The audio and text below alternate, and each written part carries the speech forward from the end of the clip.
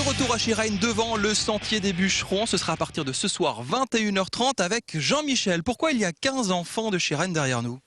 Il y a des enfants d'une classe de CP qui sont venus voir un peu les métiers du bois, travailler avec leur institutrice, Madame Vera, pour les initier et puis pour voir un peu, puisque Chiragne est une cité forestière, voir un peu la tradition et la modernité au niveau du concours. Alors le sentier de ce soir c'est un peu pour eux. On va découvrir les métiers du bois, les anciens métiers de bûcheron et justement on a une petite démonstration ici. Il y a une scie et on sciait le bois à deux à l'époque, c'est ça? Racontez-nous un petit peu. Tout à fait, le passe-partout était un engin le plus usité à l'époque, et donc les bûcherons allaient avec ces engins-là dans la forêt pour couper des troncs extrêmement gros. Et donc on fait revivre dans ce sentier des bûcherons les métiers anciens, les métiers qui font l'histoire de Chiragne, puisqu'après la guerre, il y avait 240 bûcherons. Et la bonne technique c'est d'être parfaitement synchronisé entre les deux bûcherons.